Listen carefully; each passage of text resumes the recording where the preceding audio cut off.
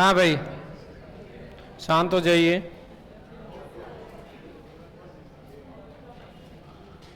ये क्या हुआ? पैनल सेकंड क्लास वाली चाहिए बेटा। 2 क्लास ली थी ना, ये तो पहली क्लास है। सेकंड क्लास के पैनल चाहिए।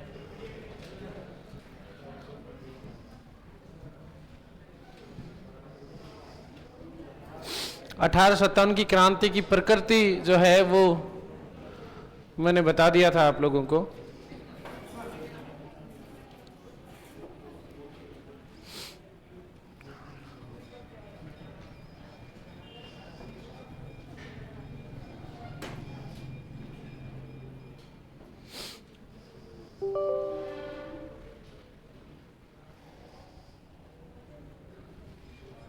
लग गई क्या है?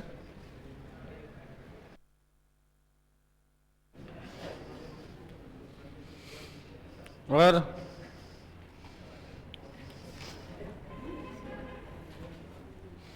अगला आ गया आर क्या बेटी है? रिचपाल जी कटे टावर बड़ा हो रहा है।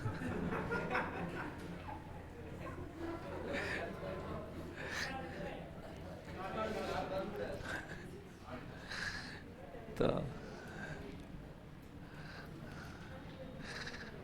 एक तो आप मुस्कुराते बहुत हैं, फिर शर्माते बहुत हैं। सोच रहे थे कि आपको न्यू ईयर पार्टी बुलाए, फिर किसी को सुना कि आप खाते बहुत हैं।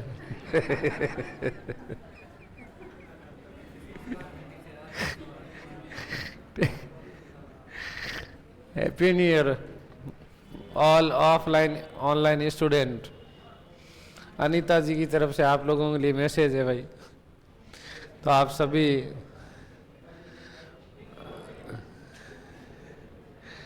तो हाँ, 1857 की क्रांति की प्रकृति की हम लोग बात कर रहे थे। और ये इतना लिख लिया था क्या कि किन किन लोगों ने सैनिक विद्रोह कहा था? सर जी, साल का अंतिम परिणाम, आप सभी को अंतिम आशीर्वाद है। तो सैनिक विद्रोह किस किसने कहा था? John Lawrence, Seeley, Charles Raikes, Syed Ahmad Khan, Durgadas Bandopadhyay. हिंदुओं की आड़ में मुस्लिम षड्यंत्र कहा किसने? James Outram, W Taylor, Morrison और कूपलैंड ने। राष्ट्रीय विद्रोह कहा किसने? Benjamin Disraeli, Ashok Mehta. सभ्यता और बर्बरता के मध्य संघर्ष कहा किसने? टी.आर. हॉब्स ने। श्वेत व अश्वेतों के मध्य संघर्ष कहा? जॉन विलियम के ने। अंग्रेजों को सामूहिक रूप से बाहर निकालने का प्रयास कहा किसने? जीबी। और जीबी मॉलसे ने कहा कि अंग्रेज भारत में मेमने के रूप में भेड़िए की भूमिका निभा रहे थे। भारत का प्रथम सुनियोजित स्वतंत्रता संग्राम कहा किसने? वीडी सावरकर ने। ठीक है, और उसके बाद में बात करेंगे हम लोग। इतना लिख लिया था सब लोगों ने? चलिए ये लिखिएगा एज इट इज, फिर आगे बात करते हैं।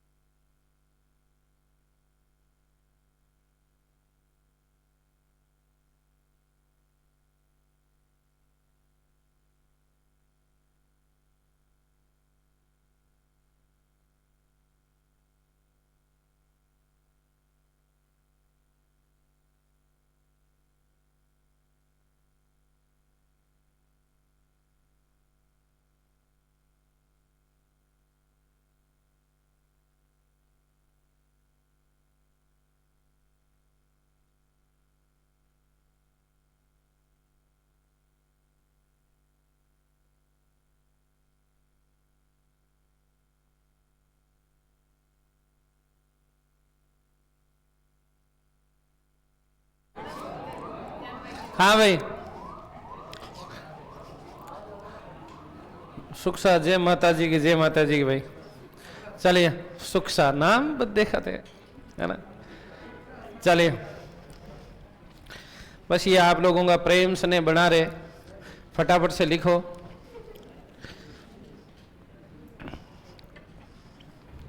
कहीं मेघराज जी किया पेंट खेचो ऊपर गाई हो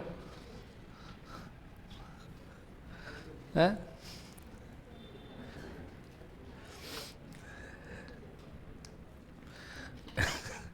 सर जी, रीट हिंदी और संस्कृत के लिए यूट्यूब चैनल से किस सर की क्लास लें? किसी की मतलब तो डॉक्टर KR मैया की।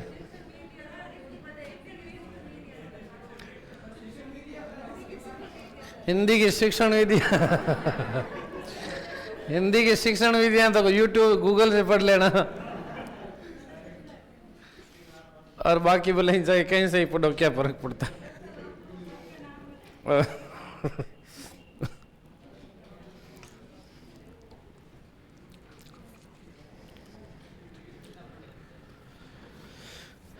जल्दी लिखो, जल्दी लिखो। सुमन जी धन्यवाद बेटा आपको।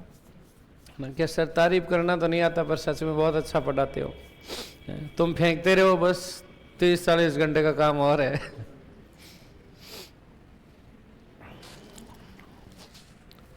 तो कितने लोग कल नहीं आए थे?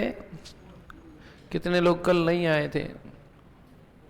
अच्छा, क्या छोटा पैकेट तो कहाँ रह गई थी? मन लग गया था सीट के नीचले पहाड़े रहेगी कटे बस में,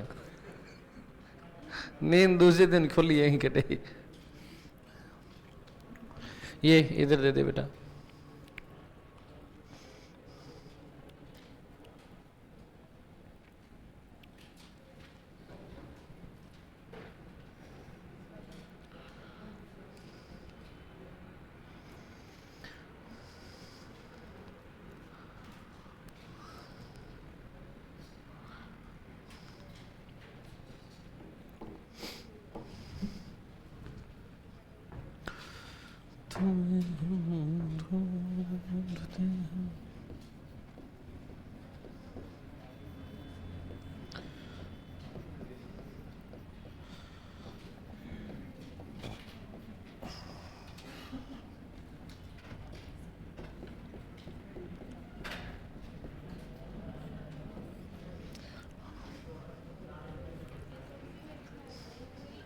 ये इतना लिख लिया बेटा? ये लास्ट पॉइंट तक लिखो।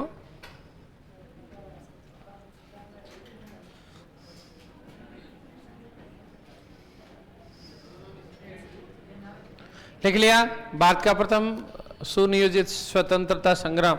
तो जो लोग कल नहीं आए थे वो लोग कल की दोनों क्लासें पहले देख लेना, है ना, ताकि सारी चीजें आप लोगों को समझ में आ जाएगी बेटा, है ना। अभी मैं अपने आप लिखवा दूंगा, 1 मिनट। 7 नंबर तक लिख लिया क्या? आगे लिखिएगा, पट्टाभी सीतारामैया। पट्टाभी सीतारामैया वे SN सेन ने भी, पट्टाभी सीतारामैया वे SN सेन ने भी VD सावरकर के मत का समर्थन किया।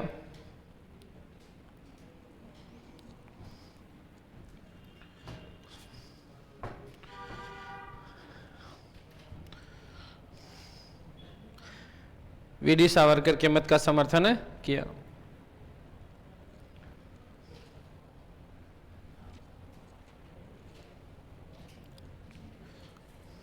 हो गया? नंबर 8, राष्ट्रीय विप्लव। राष्ट्रीय विप्लव डॉक्टर ताराचंद ने 1857 की क्रांति को राष्ट्रीय विप्लव कह करके संबोधित किया। किसने बेटा? डॉक्टर ताराचंद। ताराचंद ने। जबकि लाला लाजपत राय की बात बताई थी मैंने, राष्ट्रीय व राजनैतिक। कि 1857 की क्रांति, 1857 की क्रांति राष्ट्रीय व राजनैतिक, राष्ट्रीय व राजनैतिक दोनों थी।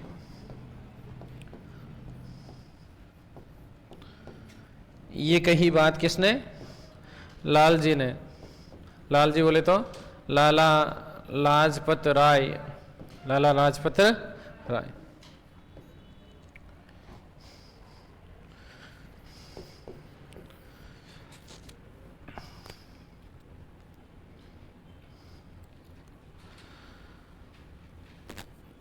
JLN जवाहरलाल नेहरू। पुस्तक का नाम क्या बताया था, बताओ? शाबाश। The discovery of India. मैं लिखवाता हूं इसको, है ना? 9 नंबर तक लिखो, फिर आगे मैं लिखवाता हूं।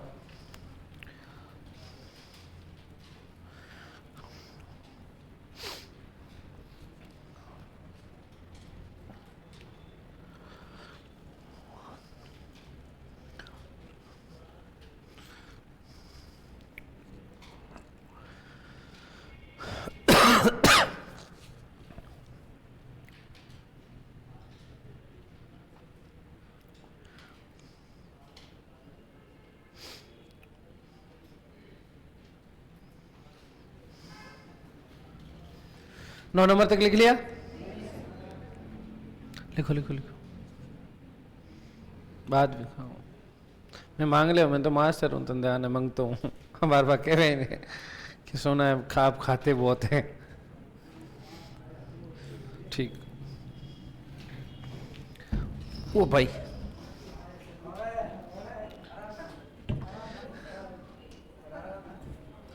टूट गई रे छोरो। अच्छा, ये इधर से टूटी।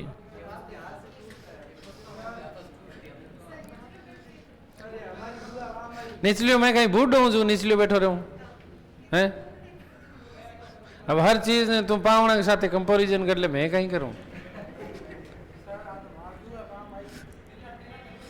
तारी दुआ काम का है। तू रहन दे तिल्लान तेरे, तू सही कियो बेटा, है ना? इनको तो मुंडो ही पिंड खजूर जो है। पुष्पा मैडम बूढ़ी रे, कूती तो ई पर जोर कम हो।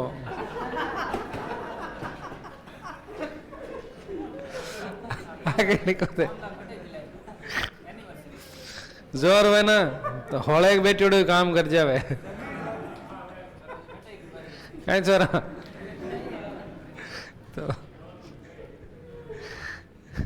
तो मैं क्या होना, लिखिए बेटा।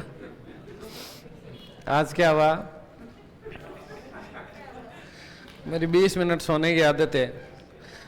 यान की कहीं गजब खतरनाक नींद आ रही, मैं सोचा 2 मिनट और सो लियो।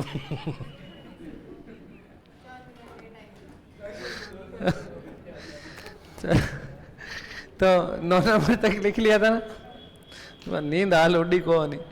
तो आगे लिखो, 10 नंबर पे लिखो बेटा कि जवाहरलाल नेहरू ने अपनी पुस्तक, जवाहरलाल नेहरू ने अपनी पुस्तक द डिस्कवरी ऑफ इंडिया में लिखा कि, द डिस्कवरी ऑफ इंडिया में लिखा कि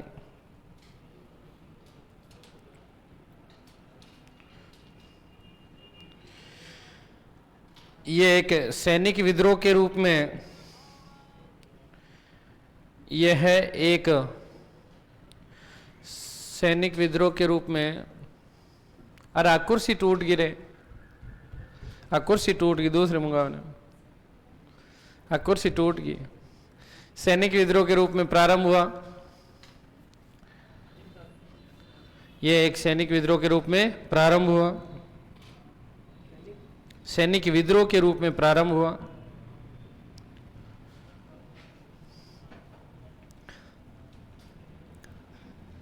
जन विद्रोह के रूप में परिणित हुआ, जन विद्रोह के रूप में परिणित हुआ।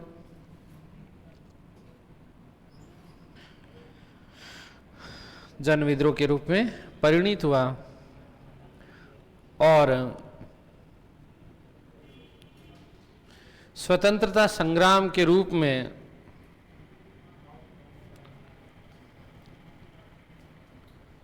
स्वतंत्रता संग्राम के रूप में परिवर्तित हो गया। स्वतंत्रता संग्राम के रूप में परिवर्तित हो गया।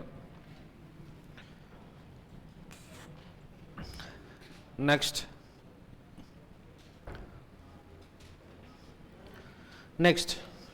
S.N. सेन, सुरेंद्रनाथ सेन।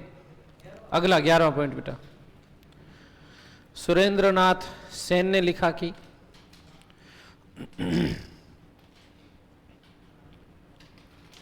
सुरेंद्रनाथ सेन, S.N. सेन ने लिखा कि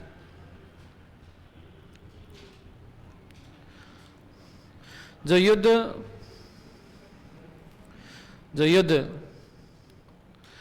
धर्म की रक्षा के रूप में प्रारंभ हुआ, जो युद्ध धर्म की रक्षा के रूप में प्रारंभ हुआ,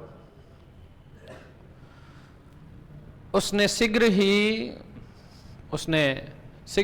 जो युद्ध धर्म की रक्षा के रूप में प्रारंभ हुआ, उसने शीघ्र ही स्वतंत्रता संग्राम का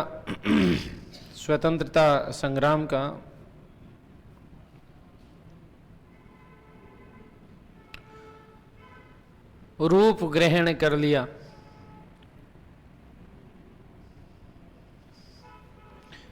स्वतंत्रता संग्राम का रूप ग्रहण कर लिया। ठीक है बेटा। तो ये हो गया 1857 की क्रांति की प्रकृति कैसी थी। जो लोग नए जुड़े हैं उनको फटाफट से 2 मिनट में मैं समझा देता हूँ। देखिए, हम लोगों ने 1857 की क्रांति प्रारंभ की। उस समय की क्या स्थिति है?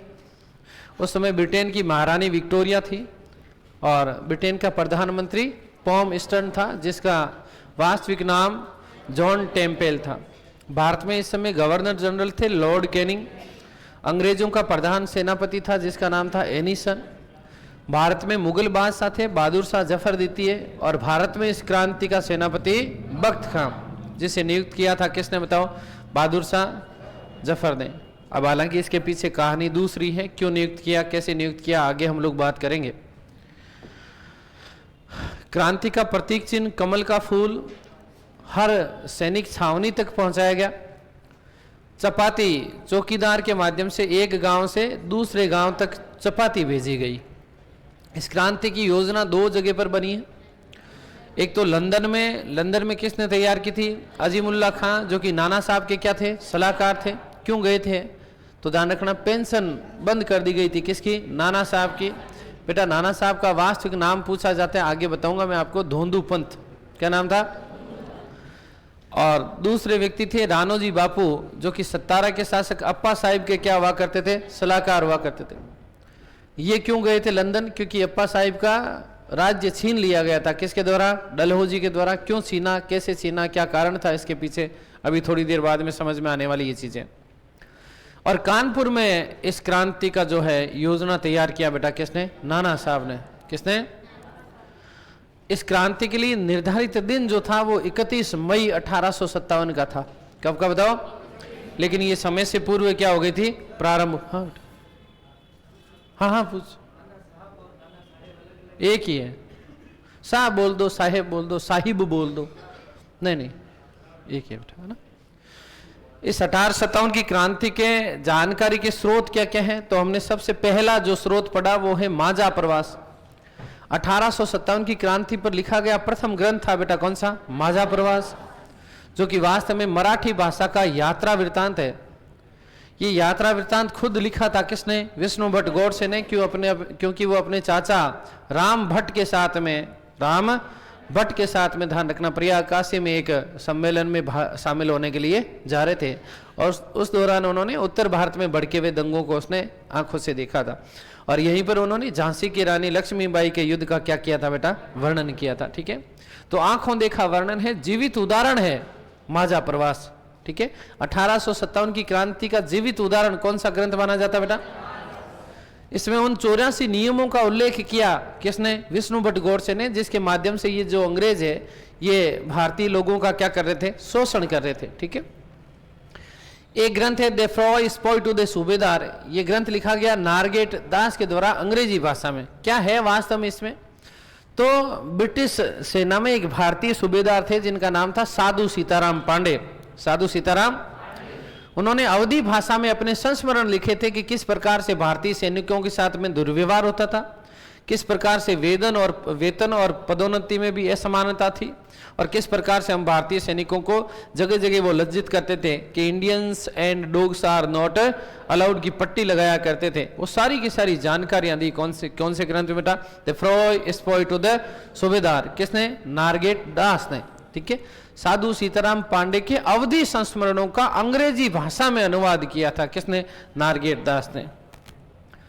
अगला 1857, मैंने कहा सीधी बात करेंगे सेन साहब। क्या चीज? सीधी बात कौन करेंगे? सेन साहब। 1857 क्या लिखा उन्होंने? 1857। ध्यान रखना, सुरेंद्र नाथ सेन जो कि इस 1857 की क्रांति के लिए राज के इतिहासकार थे। इसमें भी थोड़ा सा ट्विस्ट है, ध्यान रखना। कुछ ग्रंथ ये बताते हैं कि वास्तव में पहले आरसी मजूमदार को, किसको? आरसी मजूमदार को राजकीय इतिहासकार नियुक्त किया गया था, लेकिन आरसी मजूमदार ने इनकार कर दिया, और इनकार किया इसलिए ध्यान रखना राजकीय इतिहासकार बने कौन? एसएन सेन, सुरेंद्रनाथ सेन। ठीक है, चलिए। The mutiny and revolt of 1857, ये ग्रंथ लिखा गया किसके द्वारा? आरसी मजूमदार। मैंने क्या कहा? इतने बड़े ग्रंथ को तो भाई हमें जूम करके देखना पड़ेगा। क्या करके देखना पड़ेगा? अगला असबाब ए बगावते ए हिंद। ध्यान रखना, सैयद अहमद खान। कौन बताओ? असबाब, बाबा कौन था? अहमद। बाबा कौन था बताओ? अहमद से ध्यान रखना, सैयद अहमद खान, इन्होंने ग्रंथ लिखा था। ठीक है, the first war of Indian independence, ये ध्यान रखना मार्क्स और एंजल्स की रचना है, वीडी सावरकर की नहीं है। वीडी सावरकर वाले में ध्यान रखना फर्स्ट शब्द नहीं है। मतलब क्या है? वीडी सावरकर ने लिखा था the war of Indian independence. ठीक है, कहाँ लिखा था इसको? लंदन में। कब लिखा? 1907 1857 की 50वीं वर्षगांठ, 1857 की 50वीं वर्षगांठ के अवसर पर लिखा था। किसने? वीडी सावरकर ने। ध्यान रखना, भारत में इस पुस्तक के प्रकाशन के ऊपर क्या लगा दी गई? रोक लगा दी गई। इसलिए ध्यान रखना, इसको लंदन से प्रकाशित करवाया गया। कहां से? क्योंकि इस समय वीडी सावरकर वास्तव में कहां पर है? लंदन में ही थे। वो कहां पर थे बताओ?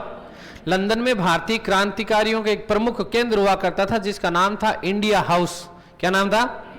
इस इंडिया हाउस के बारे में मैं आगे विशद रूप से जानकारी दूंगा।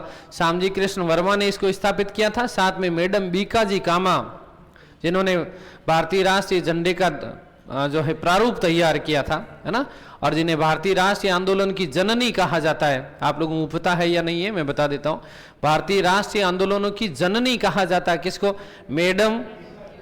हाँ, तुम जब बीकाजी नमकीन खाते हो ना तो ध्यान रखना भारतीय राष्ट्रीय आंदोलनों की क्या ये जननी है। ठीक है, आगे बात समझ के लिए। तो वहां पर थे कौन? वीडी सावरकर। कौन? और वीडी सावरकर जैसा व्यक्तित्व ना हुआ, ना होगा, ना भूतो ना भविष्यति। जब नासिक षड्यंत्र केस में इनको गिरफ्तार कर लिया गया और दोहरे आजीवन कारावास की सजा देकर के पोर्ट ब्लेयर स्थित सेल्यूलर जेल में भेज दिया गया, तो वहां पर भी हिंदू भारतीयों का जबरदस्ती इस्लाम धर्म में परिवर्तन कर दिया गया था। यदि वहां पर कोई व्यक्ति इस्लाम स्वीकार नहीं करता तो वहां का जो जेलर, उसके अधीन एक व्यक्ति हुआ करता था, पठान था, वो भारतीय लोगों के साथ में क्रूर और निर्दयता की हदों का क्या कर देता था? पार। सौभाग्य से मुझे वीडी सावरकर साहब का वो कक्ष देखने को मिला। उस कक्ष में मैं गया, अभी कुछ समय पूर्व में घूमने के लिए गया था, तब मैंने उसको देखा और वहां की सारी कहानियां मुझे कुछ पता चली। तो कहते हैं कि साहब जिन लोगों को इस्लाम में परिवर्तित कर दिया था वे बड़े दुखी थे, बड़े खिन्न थे। तो वीडी सावरकर जैसा व्यक्तित्व कोई था नहीं। कहते हैं कि जब हॉर्डिंग उनसे मिलने गए थे तो हॉर्डिंग और वीडी सावरकर की लगभग आधा घंटे की मीटिंग रही, और उस आधे घंटे में हॉर्डिंग को वीडी सावरकर ने यह मानने पर बाध्य कर दिया, मजबूर कर दिया कि भारत, इस भारतवर्ष में ही नहीं, इस संसार में अंग्रेजों से बुरा कुछ भी नहीं है। हिप्नोटाइज, आप लोगों ने एक शब्द सुना होगा, हिप्नोटिज्म सुना होगा, सम्मोहन, क्या चीज है?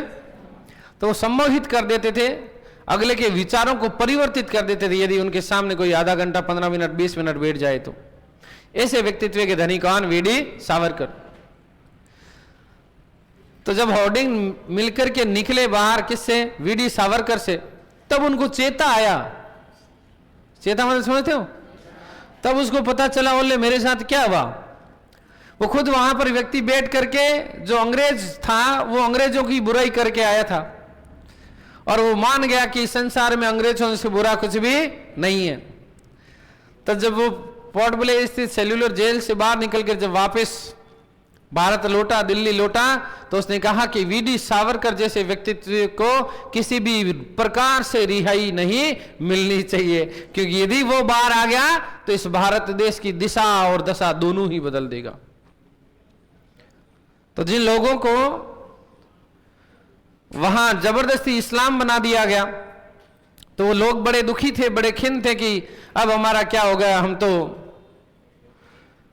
इस्लाम हो गए, इस्लाम धर्म के अनुयायी हो गए हैं।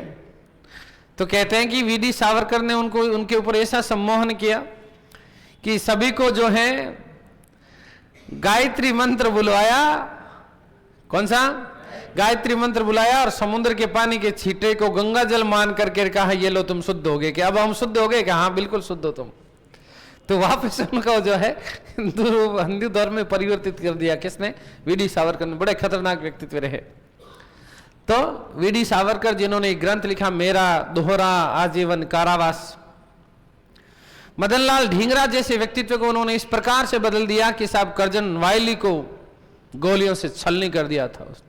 उसके पीछे एक ही व्यक्तित्व था, कौन? वीडी सावरकर। बड़े गजब के व्यक्ति रहे। आगे राष्ट्रीय आंदोलन में हम लोग पढ़ेंगे इनको। तो वीडी सावरकर ने, ध्यान रखना क्योंकि इसके ऊपर रोक लग गई थी, तो लंदन से प्रकाशित किया द स्क्रैप पेपर्स, रद्दी पन्ने। क्या चीज है? रद्दी पन्ने या द पिकविक पेपर। ठीक है। या आपसे पूछे कि पुराने पन्नों का गुच्छा या पुराने पत्रों का गुच्छा किसकी रचना है, तो वो ध्यान रखना वीडी सावरकर मत कर देना, वो पंडित जवाहरलाल नेहरू की। नेहरू जी जब जेल में थे तो उन्होंने अपनी पुत्री प्रियदर्शनी बोले तो इंदिरा गांधी को उन्होंने कुछ पत्र लिखे थे, तो जिन्हें पुराने पत्रों का गुच्छा या पुराने पन्नों का गुच्छा के रूप में जाना जाता। ये ध्यान रखना, ये पुराने नहीं है, ये रद्दी पेपर है। द स्क्रैप पेपर या द पिकविक पेपर के नाम से इनको लिखा गया। किसको? इस कौन से ग्रंथ को? The war of Indian independence. और इसी ग्रंथ में उन्होंने 1857 की क्रांति को, मैंने कहा कि भारत का प्रथम सुनियोजित स्वतंत्रता संग्राम कहकर के संबोधित किया। पट्टाभी सीतारमैया और एस.एन. सेन ने भी उस चीज का क्या किया था बेटा? समर्थन किया। The theory of Indian revolt and mutiny 1857-59। मैंने कहा थ्योरी दी 1857 की क्रांति की थ्योरी किसने दी? एस.बी. चौधरी। एस.बी. चौधरी बोले तो शशि भूषण चौधरी। कौन बताओ? शशि भूषण चौधरी। एक ग्रंथ है the great rebellion. The great मतलब महान, तो कौन थे? अशोक। बोले तो Ashok Mehta. The history of Indian mutiny. कैसे याद रखोगे कि 1857 की हिस्ट्री पढ़ेंगे तो हम बेल बजा देंगे। क्या बजा देंगे? तो चार्ल्स बेल ने ग्रंथ लिखा था। कौन सा? The history of Indian mutiny. 1857 की प्रकृति कैसी थी? तो मैंने कहा कि कुछ लोग ऐसे थे जिन्होंने कहा कि 1857 की क्रांति नहीं होकर के ये तो केवल और केवल क्या था? सैनिक विद्रोह। और ये बात किसने कही? जॉन लॉरेंस और सीले ने। इसके अलावा चार्ल्स राइक्स ने, सैयद अहमद खान और दुर्गादास बंदोपाध्याय। मैंने आपको कहा कि साहब इसे सैनिक विद्रोह के हमारी जान ही ले ली। ऐसे लोगों का मुंह सील देना चाहिए। ऐसे लोगों का मुंह, और उन्हें पसंद लाइक नहीं किया जाना चाहिए। शायद उनका दिमाग बंद हो गया था, शायद उनका दिमाग। तो ध्यान रखना, जॉन लॉरेंस, सीले, चार्ल्स राइक्स, शायद सैयद अहमद खान, दिमाग बंद हो गया था दुर्गादास बंदोपाध्याय। ये वो लोग हैं जिन्होंने 1857 की क्रांति को क्या कहा बेटा? सैनिक विद्रोह। हिंदुओं की आड़ में मुस्लिम षड्यंत्र। कुछ लोग ऐसे थे जिन्होंने ये कहा कि साहब ये हिंदुओं की आड़ में किया गया मुस्लिम षड्यंत्र था, क्योंकि मुस्लिम लोग वापस अपने साम्राज्य की स्थापना करना चाहते थे, इसलिए हिंदुओं की आड़ में क्या था? ये मुस्लिम षड्यंत्र था। ये बात बिल्कुल भी सही नहीं थी। इसमें बहुसंख्यक मुस्लिम वर्ग ने 1857 की क्रांति में भाग लिया ही नहीं। यदि ऐसा होता तो ये 1857 की क्रांति मुस्लिम बाहुल्य होती, यस और नो? लेकिन ऐसा नहीं था। तो मैंने कहा कि ऐसी आउट बात तो कोई डब्ल्यू व्यक्ति ही कर सकता है, उसको बोरी में बांध करके कुएं में पटक देना चाहिए। तो आउट बात James Outram, James W Taylor, Morrison और कूप लेन, ये वो लोग हैं जिन्होंने, ध्यान रखना, 1857 की क्रांति को हिंदुओं की आड़ में क्या कहा बेटा? मुस्लिम षड्यंत्र कहकर के संबोधित किया। राष्ट्रीय विद्रोह, मैंने कहा हमारी बड़ी डिजायर थी, हमारी बड़ी डिजायर थी कि इसको क्या कहा जाए? राष्ट्रीय विद्रोह। और यही आपका प्रश्न आया था, छपा था वहां पर, है ना? तो राष्ट्रीय विद्रोह किसने कहा बताओ? बेंजामिन डिजरली, साथ में एक व्यक्ति जिनका नाम अशोक मेहता। मैंने कहा कि हम इच्छा करते हैं, होप रखते हैं, हम होप रखते हैं कि ये तो सभ्यता और बर्बरता के मध्य क्या था? संघर्ष। तो सभ्यता और बर्बरता के मध्य संघर्ष, होप रखते हैं, टी.आर. Hobbs, TR. हॉब्स। फिर मैंने कहा कि इस 1857 की क्रांति को श्वेत और अश्वेतों के मध्य, श्वेत और अश्वेतों के मध्य संघर्ष कहेंगे, कहेंगे। तो जॉन विलियम के ने, ध्यान रखना, श्वेत और अश्वेतों के मध्य इसको क्या कहा बेटा? संघर्ष। फिर मैंने कहा कि अंग्रेजी माल को सामूहिक रूप से बाहर निकालने का प्रयास, माल, ठीक है? तो ध्यान रखना, अंग्रेजों को सामूहिक रूप से बाहर निकालने का प्रयास किसने कहा? GB mall. किसने कहा बताओ? जीबी मॉल सेन ने। किसने कहा बताओ? जीबी मॉल सेन ने कहा कि अंग्रेज भारत में थे तो मेमने के रूप में, लेकिन वो किसकी भूमिका निभा रहे थे? भेड़िए की भूमिका। किसकी? भेड़िए की भूमिका निभा रहे थे, ठीक है? भारत का प्रथम सुनियोजित स्वतंत्रता संग्राम, ये मैंने बता दिया। राष्ट्रीय विप्लव कहा किसने? डॉक्टर ताराचंद ने। 1857 की क्रांति राष्ट्रीय और राजनीतिक दोनों थी, ये बात कही किसने? लाला लाजपत राय ने। यंग इंडिया में लिखा था 1916 में। कब बेटा? 1916 में, ठीक है? और जवाहरलाल नेहरू वाली बात मैं आपको बता चुका, और अब आगे की बात हम लोग करते हैं, ठीक है? एसएन सेन की भी बात बता दी, इसको थोड़ा सा रिवीजन करो तो ठीक है, नहीं तो ये इतना वापस समझ लीजिएगा, ठीक है? रिवीजन करोगे तो वापस पूरा पृष्ठभूमि से पढ़ना पड़ेगा, कोई मतलब नहीं है, सार इसका यही था, ठीक है? चलिए बात करते हैं 1857 की क्रांति के कारण।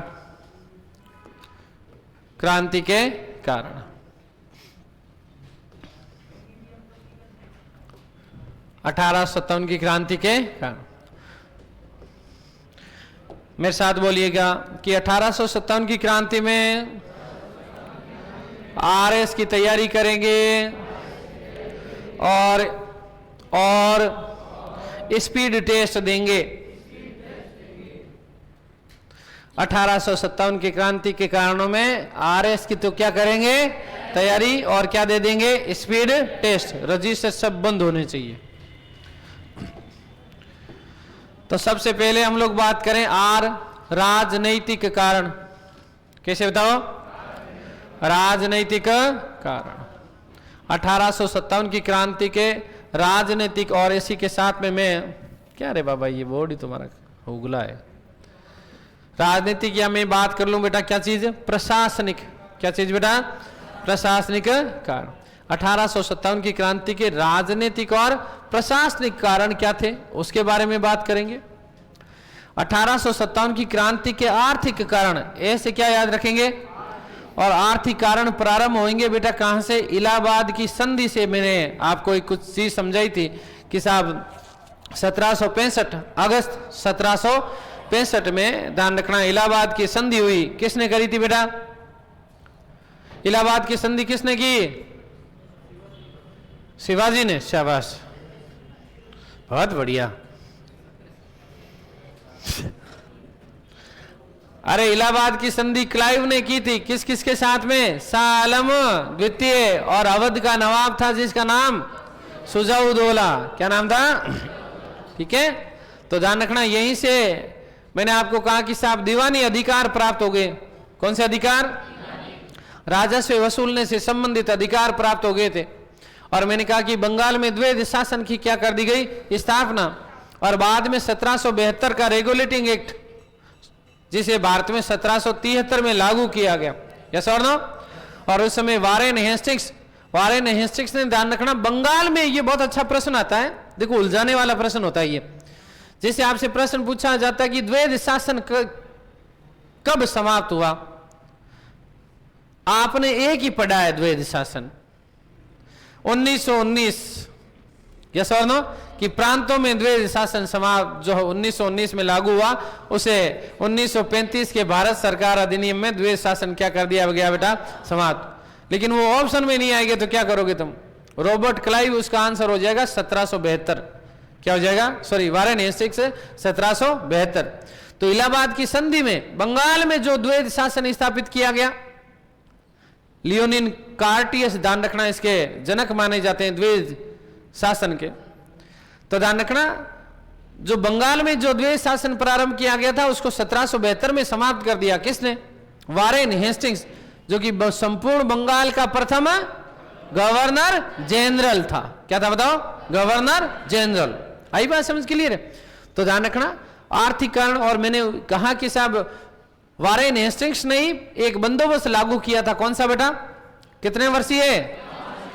5 वर्षीय बंदोबस्त। उसी व्यवस्था को क्या कहा गया? इजरेदारी। क्या कहा गया बताओ? इजरेदारी कहा गया था। क्या कहा गया था बेटा जी? इजरेदारी कहा गया था। तो वहां से आर्थिक कारणों की बात करेंगे, फिर आगे आपको मैं इसी में समझाऊंगा कि किस प्रकार से स्थायी बंदोबस्त आया। मैंने आपको एक बात बताई कि 1784 का पिट्स इंडिया एक्ट समझाया था ना बेटा, और उसमें पहली बार राजस्व विभाग की स्थापना की क्या कर दी गई बात, और पहली बार स्थायी बंदोबस्त को लेकर के प्रावधान की, एक स्थायी बंदोबस्त होना चाहिए। और स्थायी बंदोबस्त को लेकर के बातें हुई कब? 1793 में। कब हुई बताओ? लागू किया था किसने? लॉर्ड कॉर्नवालिस ने। किसने लागू किया? क्या था स्थायी बंदोबस्त? कहा क्या थी? महलवाड़ी व्यवस्था, क्या थी रैयतवाड़ी व्यवस्था? ये सारी की सारी व्यवस्थाएं समझेंगे हम लोग कहाँ? आर्थिक कारणों में। कहां बात करेंगे बेटा? तो 1857 की क्रांति के आर्थिक कारण, ठीक है, किस प्रकार से भारतीय किसान वर्ग, जमींदार वर्ग और सामान्य वर्ग का और व्यापारियों का इन दुष्टों ने, निकम्मों ने शोषण किया। मैंने आपको कहा था, एक स्टेटमेंट बताया, मैंने कहा कि जब भारत में ब्रिटिश साम्राज्य चालू प्रारंभ नहीं हुआ, स्थापित नहीं हुआ, उससे पूर्व एक स्टेटमेंट है कि भारत एक अथाह सोने का गड्ढा है जहां विश्व भर का सोना आकर के दफन हो जाता है। यहां सोना आने के लिए जगह तो है लेकिन जाने के लिए जगह नहीं है। और हम लोगों ने सुना ना कि भाई भारत जो था वो सोने की, तो सोने की चिड़िया का मतलब क्या था? यहां कोई सोने की चिड़िया उड़ती थोड़ी थी। क्या था मतलब? यहां पर हर एक घर में कोई ना कोई कुटीर उद्योग धंधा हुआ करता था। हर व्यक्ति अपने आप में क्या था? वो स्वयंभू था। हर घर में कोई ना कोई धंधा था, यस और नो? उस कुटीर उद्योग धंधों को समाप्त कर दिया गया। किसके द्वारा? इन दुष्टों के द्वारा, अंग्रेजों के द्वारा। कृषि का अनऔद्योगिकरण कर दिया जाएगा। कृषि का क्या कर दिया जाएगा? और साथ ही साथ नकदी फसलों को क्या दिया जाएगा? बढ़ावा। नकदी फसलों को क्या दिया जाएगा? बढ़ावा दिया जाएगा। बेंटिंग एक बात कहेगा, कैनिंग एक बात कहेगा कि भारतीय बुनकरों की हड्डियां तो गंगा यमुना दोआब क्षेत्र में सूख रही थी। भारतीय बुनकरों की हड्डियां तो गंगा यमुना दोआब क्षेत्रों में। और जॉन स्वालिन ने लिखा कि भारत में अंग्रेजों की ये आर्थिक नीतियां एक स्पंज की भांति कार्य करती है। किसकी भांति? स्पंज का मतलब समझते हो? पानी ढुल जाता है ना तो उसके ऊपर वो नहीं डालते अपन, ताकि वो उसको पानी को सोख ले। तो जॉन स्वालिन क्या कह रहा है कि भारत में अंग्रेजों की आर्थिक नीतियां एक स्पंज की भांति कार्य करती है, जो गंगा यमुना का सारा माल सोख करके लंदन स्थित टेम्स नदी के किनारे उड़ेल देती है। समझाऊंगा, हम लोग एक सामान्य बात बोल देते हैं कि माल भी थारो और माजनो भी थारो, दोनों को मजो ले ले। और ये मजा लिया किसने? अंग्रेजों ने। कैसे लिया, क्या लिया? बात करेंगे बेटा कौन से कारणों में? आर्थिक कारणों में। अगला नेक्स्ट, सामाजिक व धार्मिक कारण। कैसे कारण बताओ? सामाजिक व धार्मिक कारणों के बारे में बात करेंगे कि सामाजिक कारण कैसे थे, कौन कौन से धार्मिक कारण थे। आप लोगों को कुछ चीजें तो समझ में आई होगी जब मैंने आपको कहा कि साहब 1813 के चार्टर अधिनियम में, 1813 के चार्टर अधिनियम में पहली बार ईसाई मशीनरियों को भारत में ईसाई धर्म का प्रचार प्रसार करने की क्या दे दी गई? छूट दे दी गई। 1827 आते आते जबरन भारत में ईसाई बनाए जाने लगे। डलहौजी के समय, किसके समय? लेफ्टिनेंट जनरल पादरी का पद सर्जित किया जाने लगा। और 1850 का एक अधिनियम बताया था मैंने, कौन सा? धार्मिक निर्योग्यता अधिनियम। याद आया? वो सारे के सारे कारण है। कैसे? धार्मिक कारण। कैसे कारण? सामाजिक कारणों की बात करें तो मैंने सती प्रथा की बात की थी, याद आया? मैंने कहा 1829 में एक्ट 17 के तहत सती प्रथा पर क्या लगा दी गई? रोक।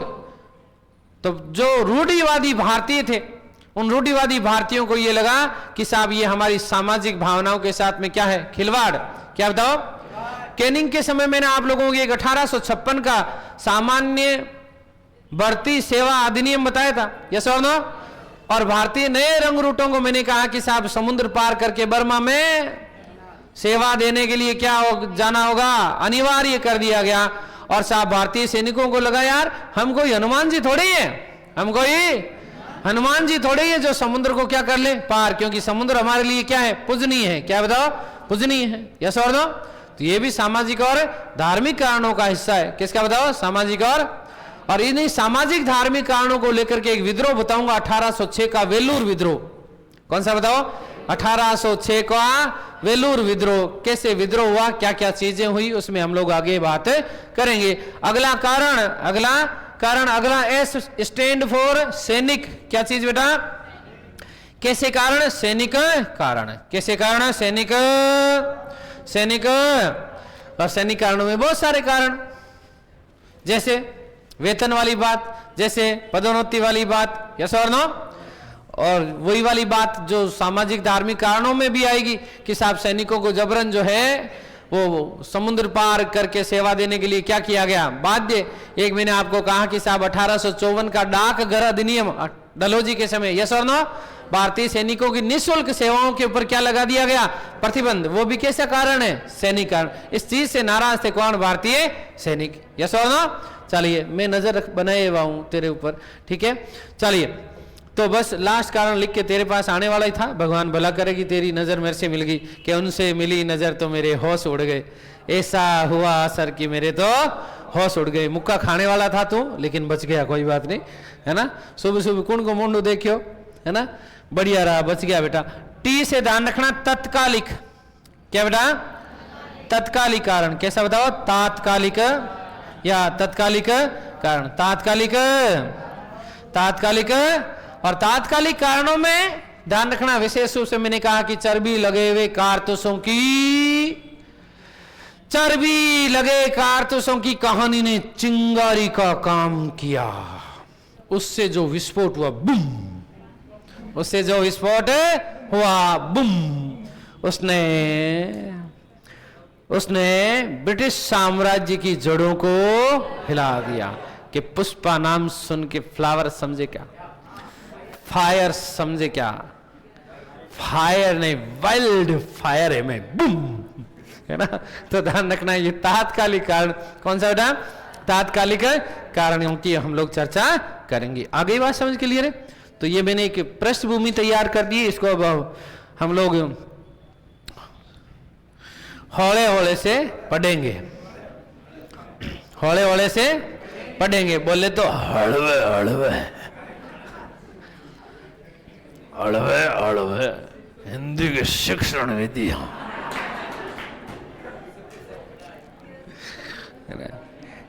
हिंदी में शिक्षण विधि। तो चलिए, कुछ बातें याद आ जाती है। राजनीतिक व प्रशासनिक कारण, राजनीतिक व प्रशासनिक कारण।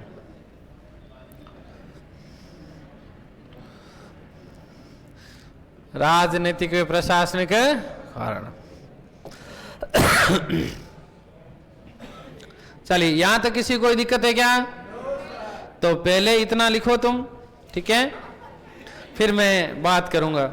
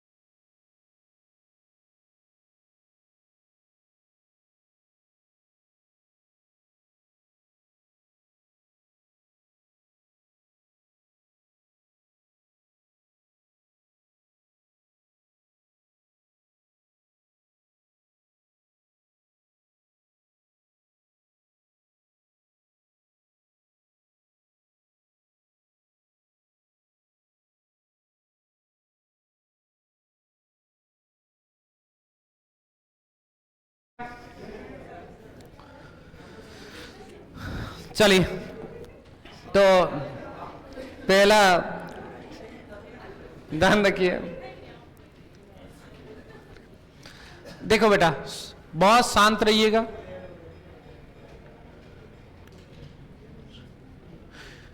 अभी कहीं विचार यदि इधर उधर जा रहे हैं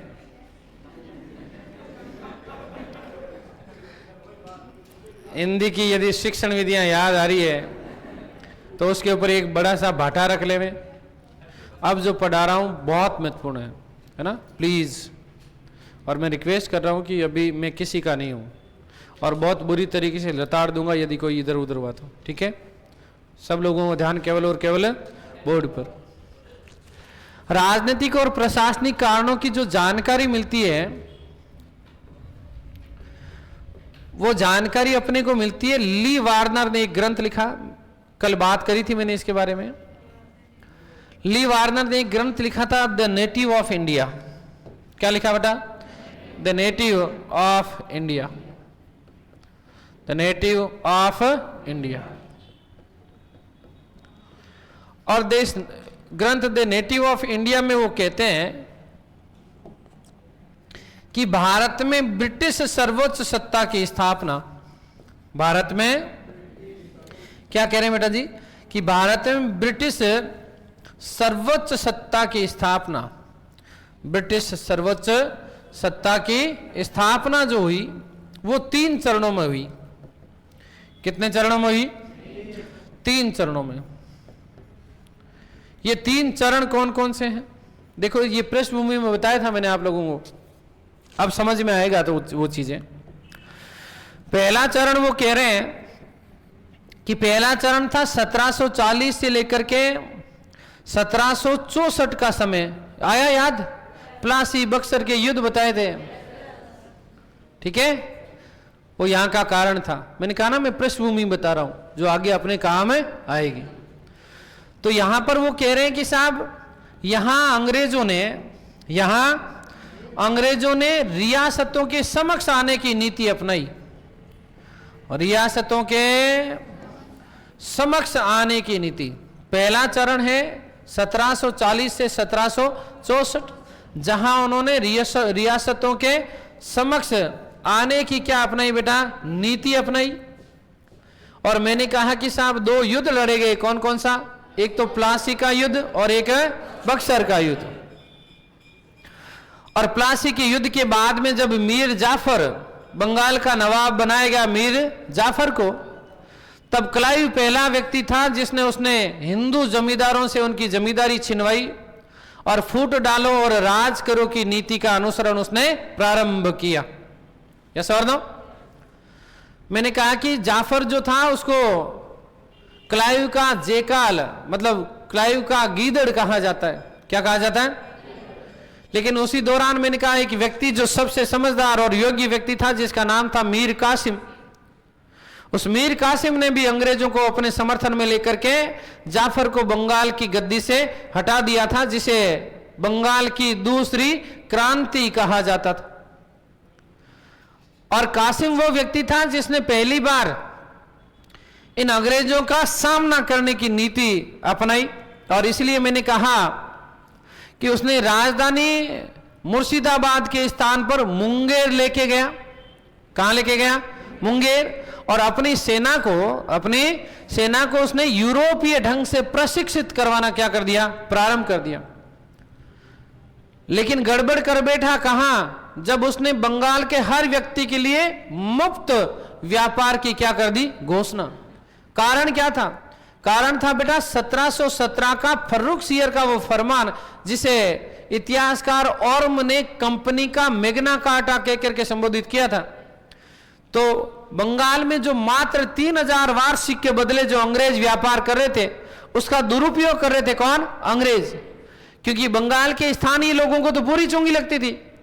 अब उस पूरी चुंगी में भी उनको लालच आ गया कि हमारे सामान के साथ तुम्हारा सामान निकलवा देंगे, कुछ हमें दे दो।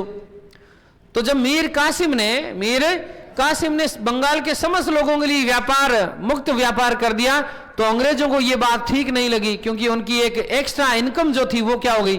बंद हो गई। और उन्होंने कासिम के ऊपर षड्यंत्र रचना प्रारंभ किया। कासिम के ऊपर आक्रमण किया गया और कासिम वहां से भाग करके किसके पास पहुंचा था बताओ? अवध के नवाब सुजाउद्दौला। कहानी सेट हुई अब? अवध के नवाब। और वहीं पर उनको मिले थे कौन? शाह आलम द्वितीय। कौन बताओ? तो एक त्रिगुट हुआ बेटा, किस किस का? कासिम का, अवध के नवाब सुजाउद्दौला का और शाह आलम द्वितीय का युद्ध लड़ा गया बेटा। कौन सा? बक्सर का युद्ध। कौन सा? और बक्सर के युद्ध के समय गवर्नर जनरल वेंसी टाट था। कौन था? ध्यान रखना, प्लासी के युद्ध के समय गवर्नर कौन था? क्लाइव। और अंग्रेजों का सेनापति भी कौन था? क्लाइव। कौन था बताओ? लेकिन बक्सर के युद्ध के समय गवर्नर था वेंसी टाट, लेकिन अंग्रेजों का सेनापति ध्यान रखना हेक्टर मुनरो था। कौन था बताओ? Hector Munro. कौन था बताओ? हेक्टर मुनरो था। आई बात समझ क्लियर? दुर्भाग्य से बक्सर के युद्ध में अंग्रेज जीते, तब मैंने कहा कि वीए स्मिथ, विंसेंट स्मिथ ने कहा कि साहब बक्सर का युद्ध तो प्लासी के युद्ध के ऊपर क्या था, ठप्पा, क्या था, जिसने भारत में ब्रिटिश साम्राज्य की जड़ों को, आई बात समझ क्लियर। तो ये जो नीति रही अंग्रेजों की, इसी नीति को हम बोलते हैं बेटा कौन सी, रियासतों के समक्ष आने की नीति, जिसका अनुसरण उन्होंने किया 1740 से 1764। सारी बातें मैं समझा चुका, लेकिन अब लिंकअप हो गया ना, ठीक है। चलिए नंबर दो का फेज कौन सा है बेटा जी, नंबर 2 का फेज है 1765 से लेकर के 1813, और यहां पर इन्होंने अंग्रेजों ने नीति जो अपनाई उसे कहा जाता है बेटा अधीनस्थ घेरे की नीति। क्या चीज बताओ, अधीनस्थ घेरे की नीति। कौन सी नीति बताओ, अधीनस्थ घेरे की नीति, या इसी को अंग्रेजी में कहेंगे रिंग फेज नीति। क्या बोलेंगे बताओ, रिंग फेज नीति। कौन सी नीति बताओ, रिंग फेज नीति। और इस नीति का अनुसरण किया इन्होंने कब, 1765 से लेकर के 1813 और इस दौरान एक व्यक्ति आया विशेष रूप से, कौन, लॉर्ड वेलेजली। लॉर्ड क्या करी उसने, सहायक संधियां। क्या की बताओ, अब वो कैसे की, क्या क्या उसके नियम थे, अभी हम लोग थोड़ी देर बाद में चर्चा करेंगे। और तीसरा चरण, कौन सा चरण बेटा, तीसरे चरण में हम लोग बात करेंगे 1814 से लेकर के 1857, और यहां जो नीति आएगी उसी को बोलेंगे बेटा अधीनस्थ पार्थक्य की नीति। क्या बोलेंगे बताओ, क्या बोलेंगे बताओ, अधीनस्थ पार्थक्य। क्या बोलेंगे बताओ, अधीनस्थ पार्थक्य की नीति। कौन सी बताओ, पार्थक्य की नीति, अधीनस्थ पार्थक्य की नीति, या इसी को अपन बोल देते हैं बेटा आश्रितता की नीति। क्या बोल देंगे बताओ, आश्रितता। कौन बोलता है, आश्रितता की नीति का अनुसरण किया किसने, अंग्रेजों को। अब रियासतों को और राजाओं को पूर्णतः अपने ऊपर क्या बना लिया, आश्रित। क्या बना लिया, पहले तो रियासतों के समक्ष आए, फिर उनको चारों ओर से घेरा। दूसरी नीति कहा ना हमने, अधीनस्थ घेरे की नीति। और तीसरी नीति क्या है बेटा, अधीनस्थ पार्थक्य की नीति, या उसी को हम लोग बोलते हैं आश्रितता की नीति। और इस नीति का विशेष रूप से जो अनुसरण किया गया वो किया गया किसके द्वारा, डलहौजी के द्वारा। किसके द्वारा, इसी नीति को हम लोग डॉक्ट्रिन ऑफ लेफ्ट क्या बोलते हैं, डॉक्ट्रिन ऑफ लेफ्ट, या इसी को बोलते हैं व्यपगत सिद्धांत। कौन सा, या इसी को बोलते हैं बेटा राज्य हड़प नीति। क्या बोलते हैं, या इसी को बोलते हैं दयावसान नीति। कौन सी बताओ, और या इसी को बोलते हैं बेटा गोद निषेध प्रथा। क्या बोलेंगे, गोद निषेध प्रथा। तो ये 3 चरणों में, कितने चरणों में,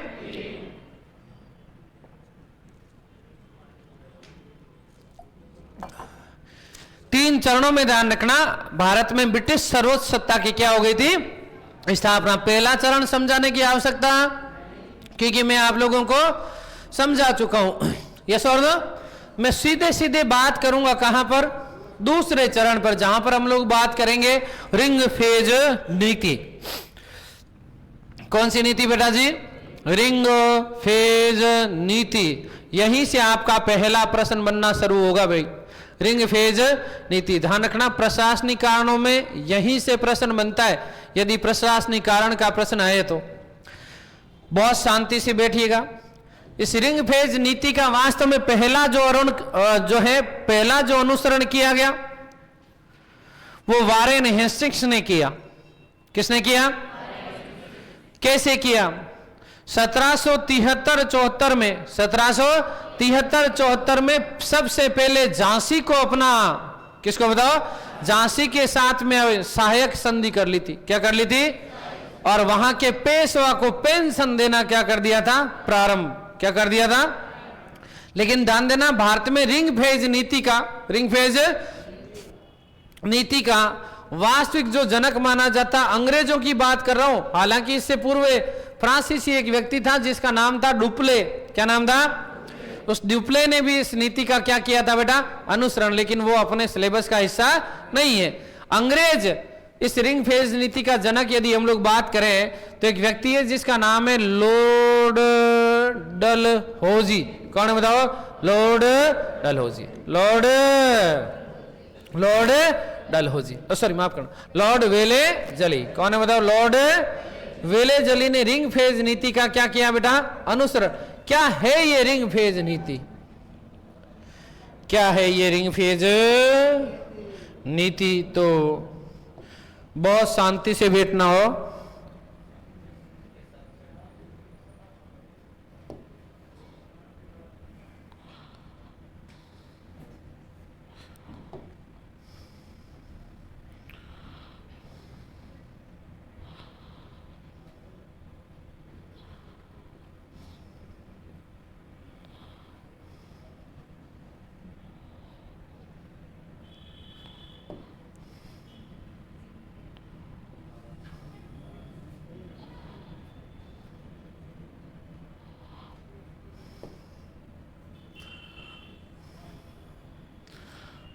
तुम्हें हम ढूंढते हैं, ये है।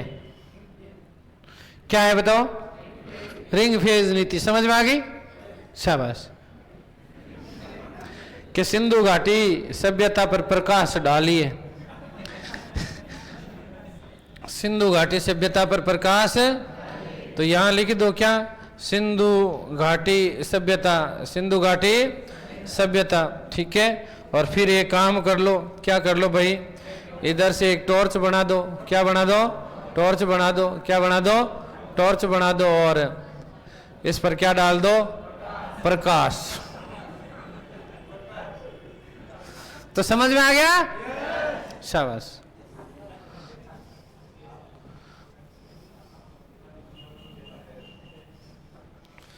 तो अब क्या समझाऊं? खत्म हो गया ये तो। राहुल देखिए, इधर देखिए, इस रिंग फेज नीति का उद्देश्य क्या है? बहुत शांत रहना। रिंग फेज नीति का उद्देश्य क्या है? तो उद्देश्य भारत में बफर स्टेट का निर्माण करना। बफर स्टेट का क्या करना? निर्माण। बफर स्टेट का क्या करना? निर्माण करना। बहुत शांति से सुनना, समझना। देखो,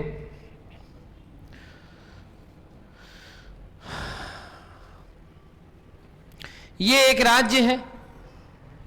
मान लो ये मोहन का राज्य है।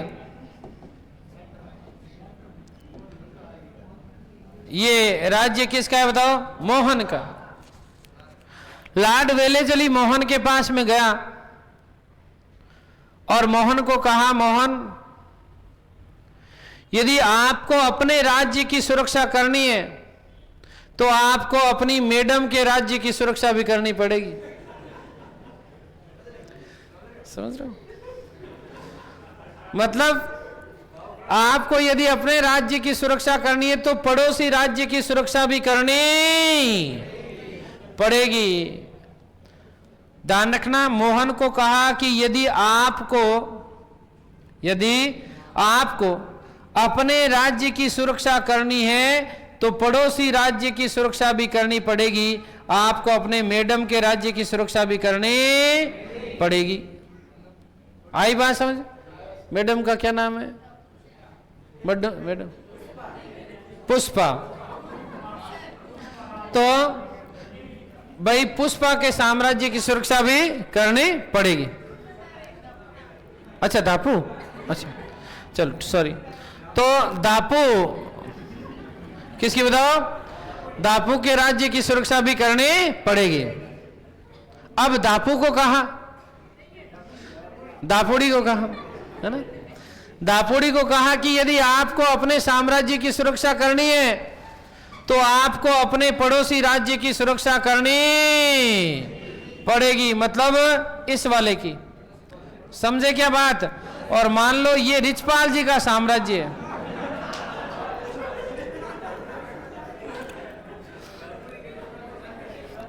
ये किसका साम्राज्य है? और रिचपाल जी को कहा, रिचपाल जी को कहा, रिचपाल जी यदि आपको अपने साम्राज्य की सुरक्षा करनी है तो पड़ोसी राज्य की सुरक्षा करनी, पड़ोसी राज्य की सुरक्षा करनी पड़ेगी। और पड़ोस में मेवाराम जी का राज्य है।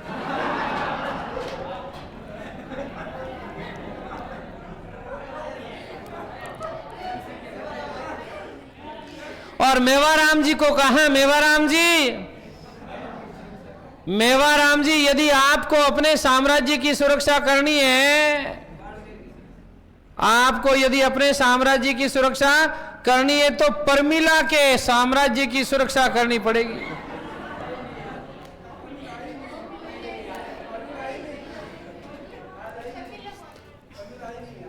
अरे मैं तो ऐसे मुंह में आया बोल दिया।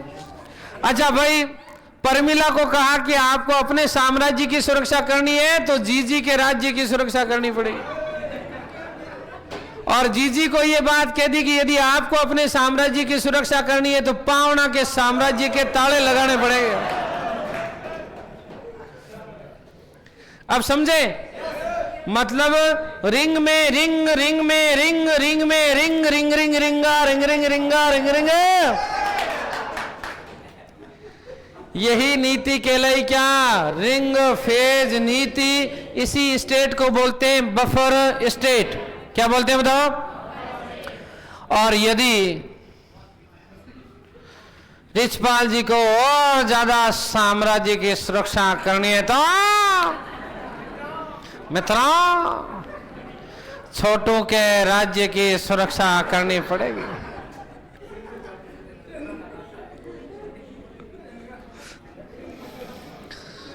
पर छोटू का राज्य तो बहुत ही छोटा है।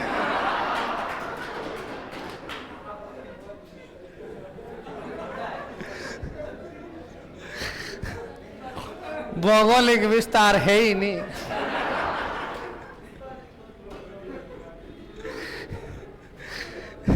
खाली क्षेत्रीय विस्तार हो रहा है।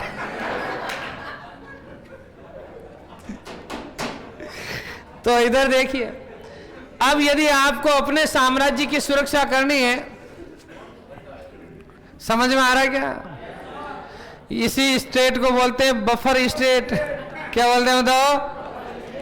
और यदि आपको अपने साम्राज्य की सुरक्षा करनी है तो अंग्रेजों के साथ सहायक संधि स्वीकार करनी पड़ेगी।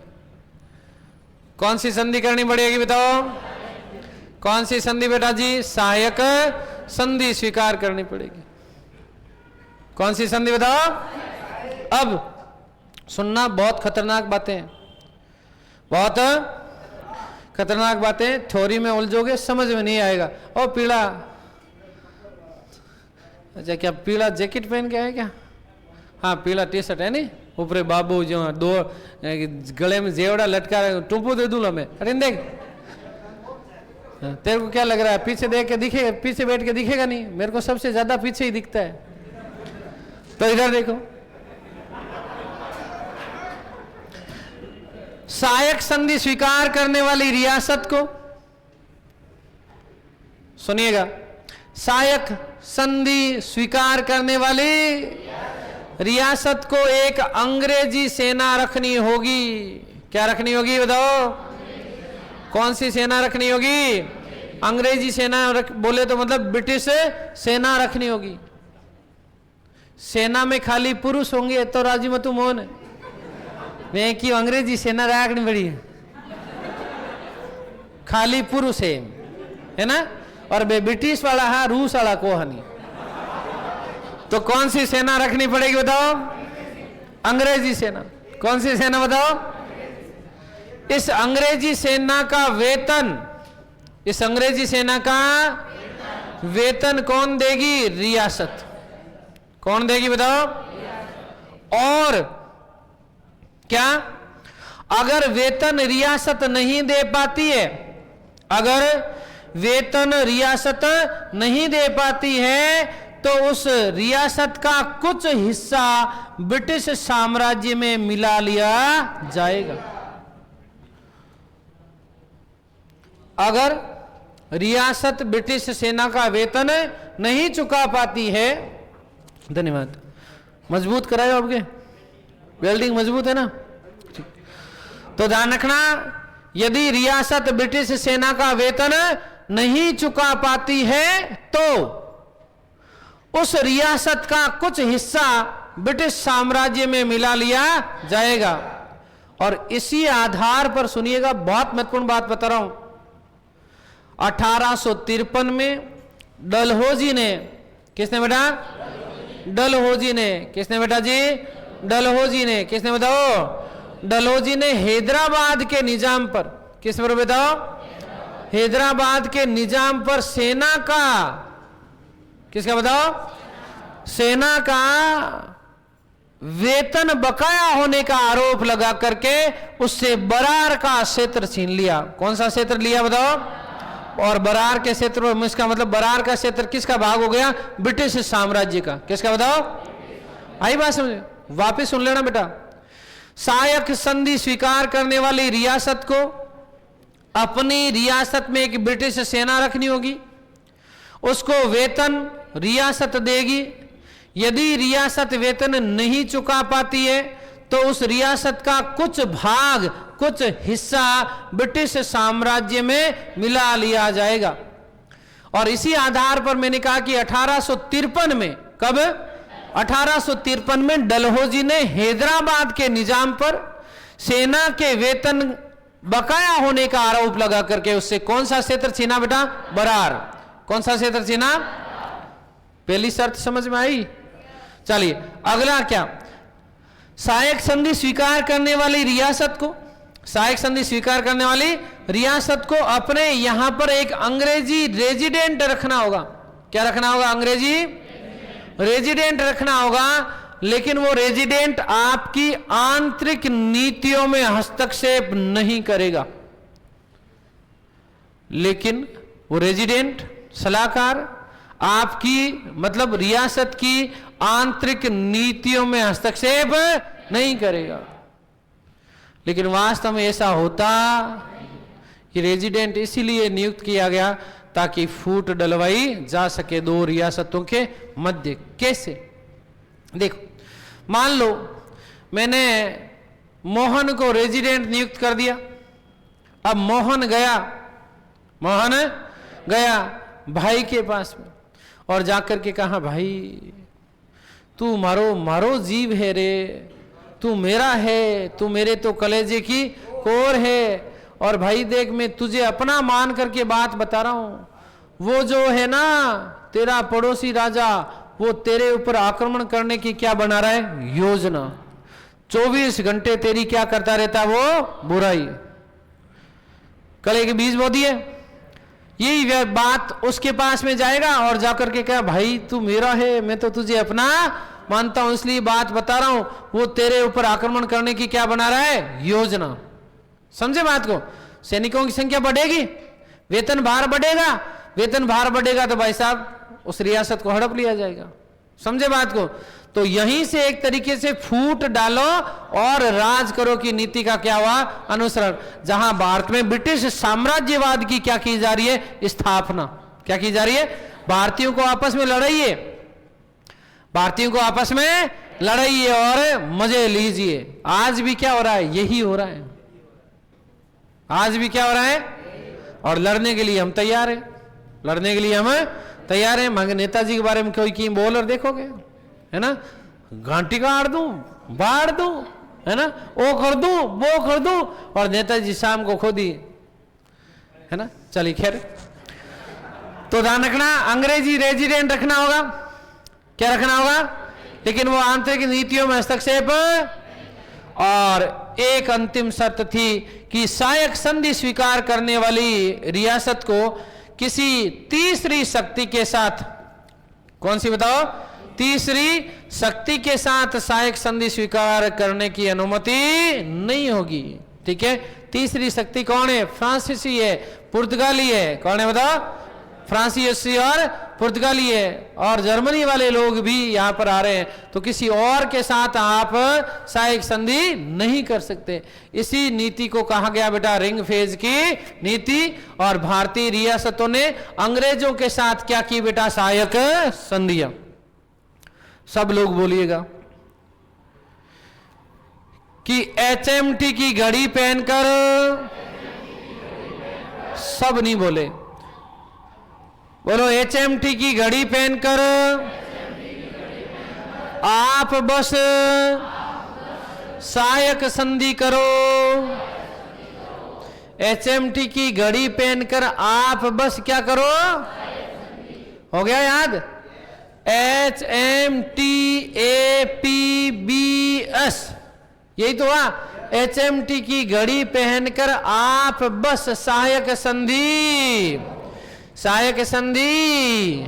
चलो जी, पहली रियासत कौन सी है? हैदराबाद। यही प्रश्न आता बेटा संस्कृत शिक्षा विभाग फर्स्ट ग्रेड, लगातार 2 साल प्रश्न आया इससे। ठीक है, हैदराबाद। कौन सी बात बताओ?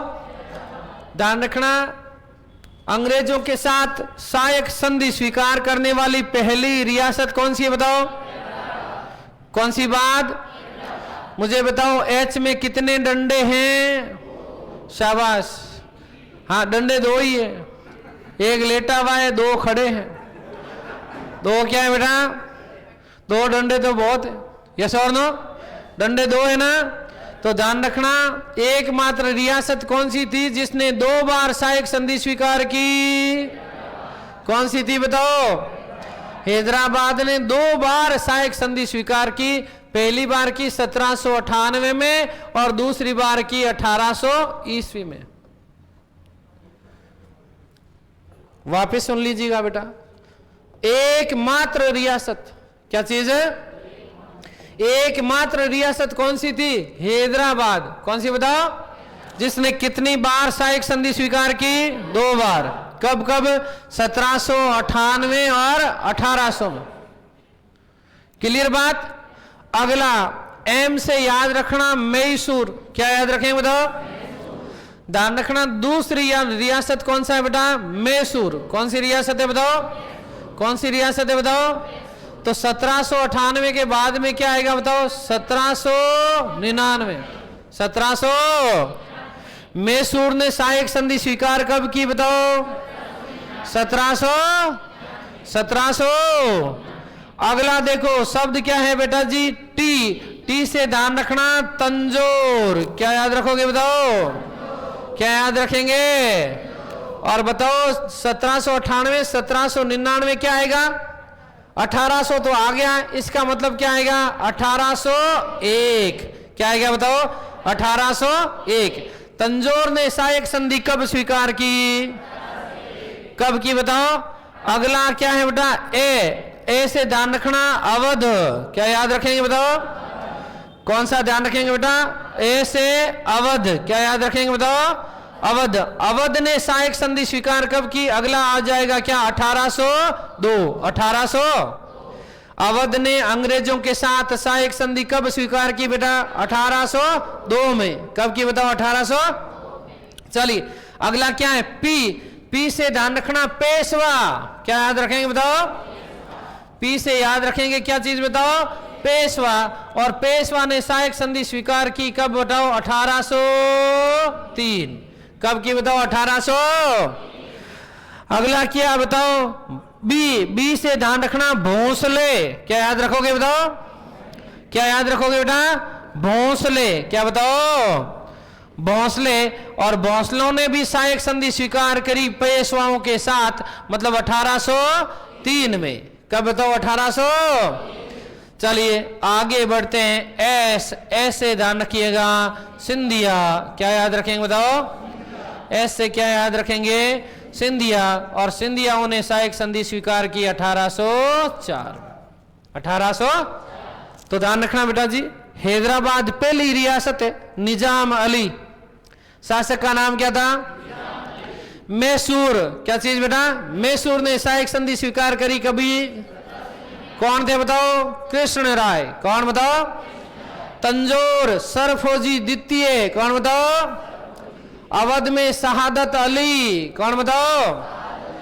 और ध्यान रखना आगे कौन है? पेशवा, पेशवा बाजीराव द्वितीय, कौन बताओ? बाजीराव भोंसले रघुजीत, भोंसले रघुजीत। और सिंधिया में दौलतराव सिंधिया, दौलतराव सिंधिया। ये वो शासक हैं, ये वो शासक हैं जिन्होंने, ध्यान रखना, वेलेजली के साथ क्या की बेटा? सहायक संधियां। क्या की बताओ? सहायक संधियां। ध्यान दीजिएगा, सबसे पहले सहायक संधि स्वीकार करी किसने? हैदराबाद ने। शासक, हैदराबाद का शासक निजाम कहलाता है। क्या कहलाता है? और इसका नाम क्या है बेटा? निजाम अली। अगला मैसूर, मैसूर में कौन आए? कृष्ण राय, कौन बताओ? कृष्ण राय, कौन बताओ? कृष्ण राय। आगे तंजौर, क्या बताओ? तंजौर में कौन थे बताओ? सरफौजी द्वितीय, कौन बताओ? सरफौजी द्वितीय, कौन थे बताओ? सरफौजी द्वितीय। आगे क्या बेटा? अवध, अवध में दे देंगे शहादत, क्या दे देंगे? तो ध्यान रखना कौन? शहादत अली, कौन बताओ? शहादत। आगे ध्यान रखना पेशवा में कौन थे? कौन? बाजीराव, बाजीराव द्वितीय, कौन थे बताओ? बाजीराव द्वितीय, बाजीराव द्वितीय। आगे कौन है? भोंसले, भोंसले में कौन है बताओ? रघुजी तृतीय, रघुजी भोंसले, रघुजी भोंसले।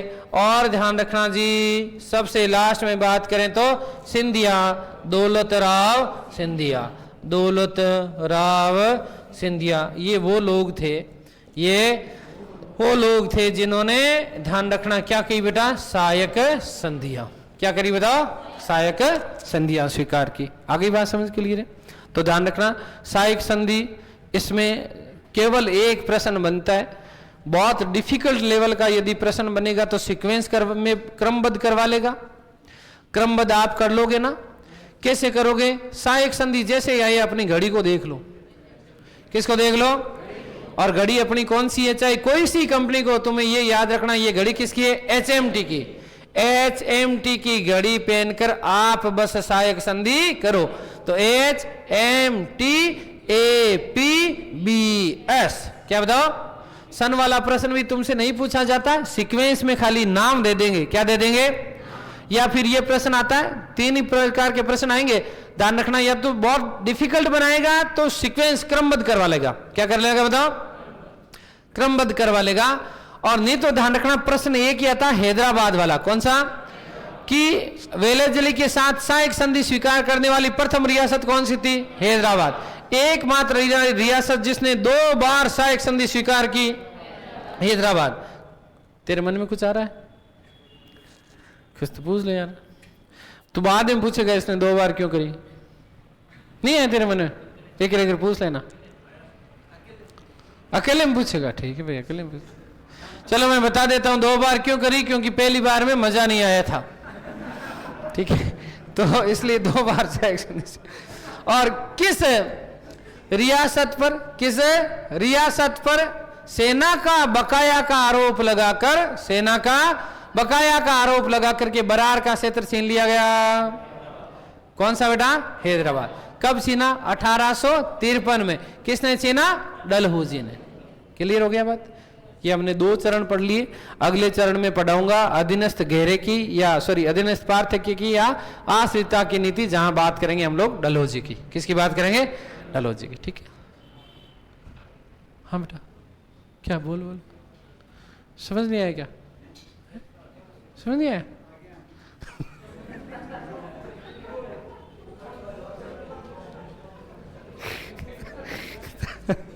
अरे मेरे चलो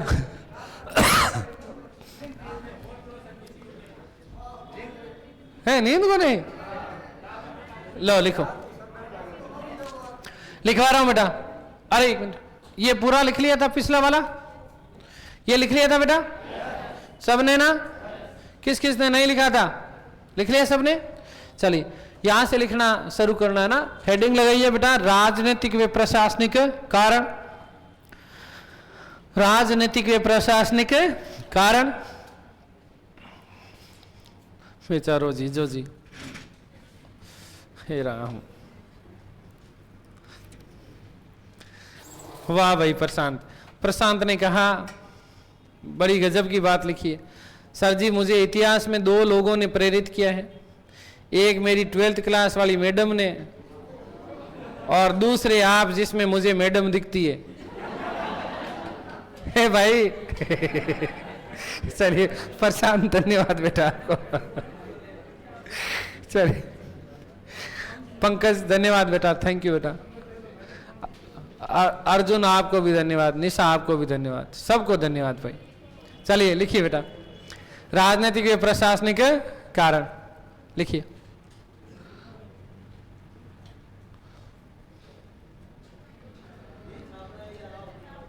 मैं लिखवा रहा हूं रे देवताओं, राजनीतिक व प्रशासनिक कारण लिखिए इसमें कि राजनीतिक व प्रशासनिक कारणों की जानकारी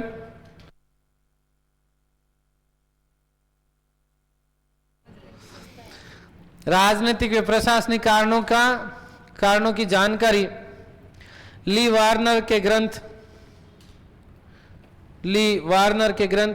पेपर कहीं हुए थारो बढ़िया हुई हो इतना दिन कर रही तो दादाजी ऑफ होगा तो ऑन कर लेती। अच्छा स्वर्गवास हो गया, अच्छा सॉरी बेटा। राजनीतिक व प्रशासनिक कारणों की जानकारी ली वार्नर के ग्रंथ द नेटिव ऑफ इंडिया में मिलता है। ली वार्नर के ग्रंथ द नेटिव ऑफ इंडिया में मिलती है। ठीक है, ली वार्नर के ग्रंथ द नेटिव ऑफ इंडिया में मिलती है। जहां ली वार्नर ने लिखा कि तो ठीक है, कमजोरी नहीं है। ठीक है। ली वार्नर ने लिखा कि भारत में ब्रिटिश सर्वोच्च सत्ता की स्थापना भारत में ब्रिटिश सर्वोच्च सत्ता की स्थापना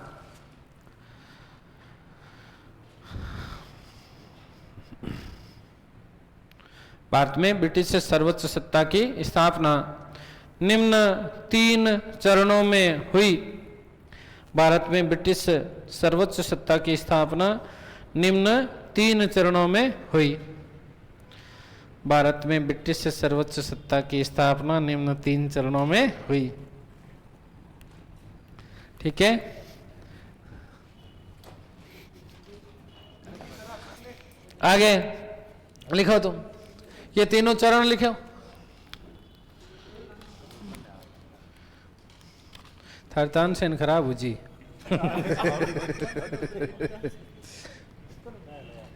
वाह यार कितनी प्यारी बच्ची है।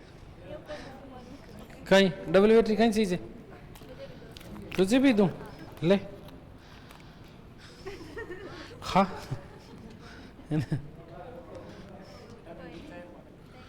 ओके 2 रुपया दे दी बाद में, 1-2 रुपये की तुली थोड़ी यार काटी घनी है।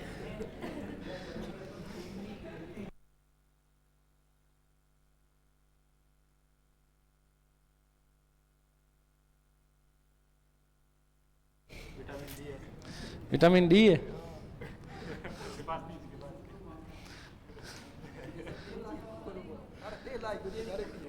हमारे तो तेल बेटा कोना वे हमारे तेल का हमारी फैक्ट्री है कहीं।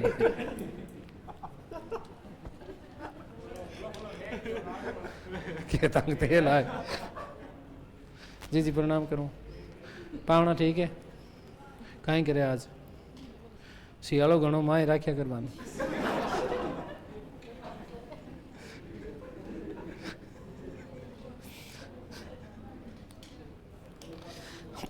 छोरा अब बा मोटरसाइकिल जकी उत्कर्ष कॉम्प्लेक्स के सामने आवती बा अटकियां आई रे है।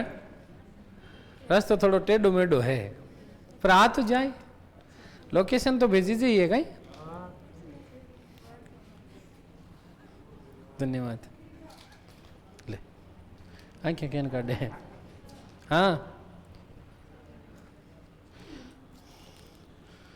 आज मैं को दियो ने भाई। अरे कितनी बढ़िया है तारो मारा असली है नहीं ले ले ले आज खायोड़ी है डपोल भी मोटरसाइकिल वाले की एंटी को नहीं जी अभी मोटरसाइकिल वाले की एंटी हुई खाई डबो दे दिए ले बाबू हूँ टच कर दियो बाकी तू खाए ले बाबू बेटी मन चेप दे लो हूँ बन ले पाड़ू खाली उन खाई लाड़ा लागी उड़ी हुई हाँ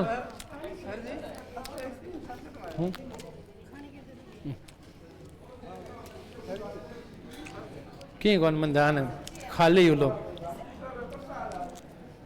मन ठाई मन तार डोल जानो ना बस लिख लिया क्या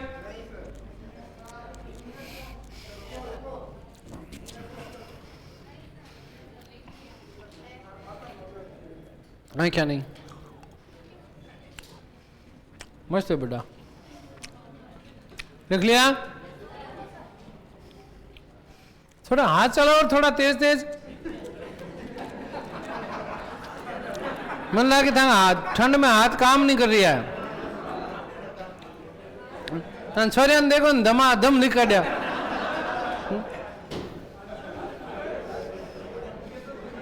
ताकि यहाँ प्रैक्टिस कम लग रही भाई मैंने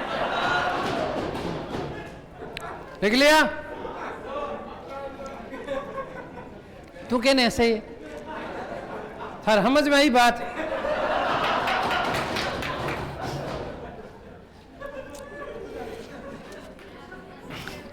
ठीक है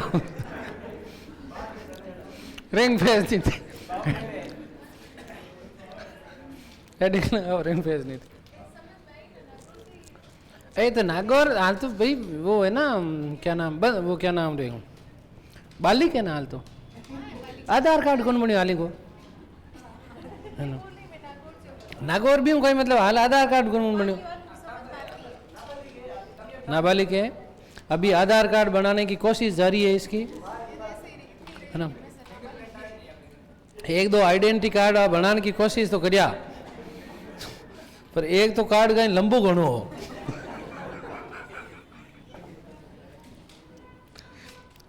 लाडले पहाड़ी क्लास लागे है आ देखने की है आगले नहीं रुवाणो बोले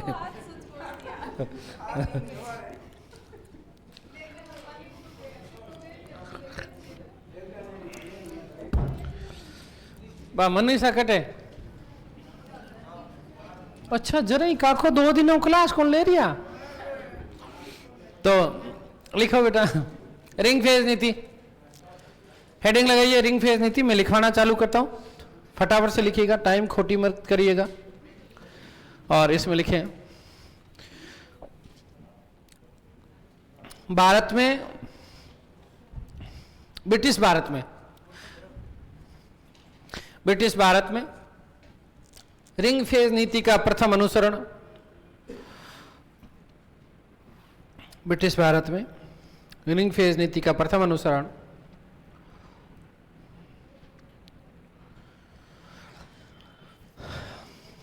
रिंग फेज नीति का प्रथम अनुसरण वारेन हेस्टिंग्स ने लिख लोगे क्या शब्द हेस्टिंग्स लिख लोगे हाँ छोटू लिखो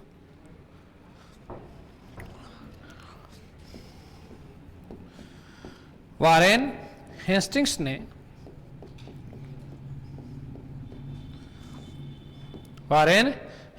किया जब सबसे पहले उसने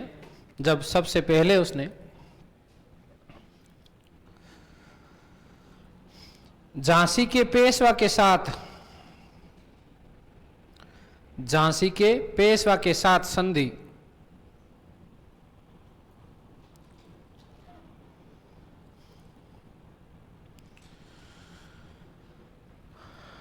कर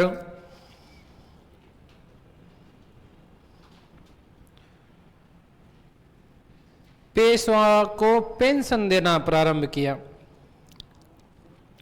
पेशवा को पेंशन देना प्रारंभ किया।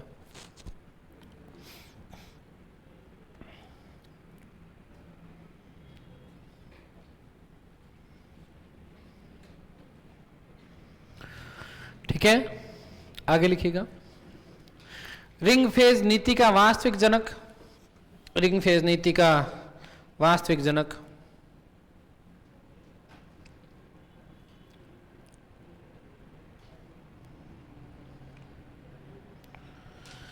रिंग फेज नीति का वास्तविक जनक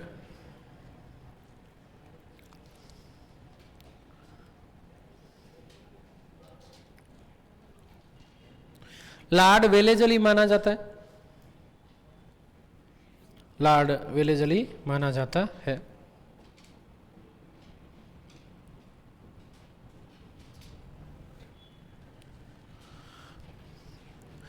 इस नीति का उद्देश्य, इस नीति का उद्देश्य,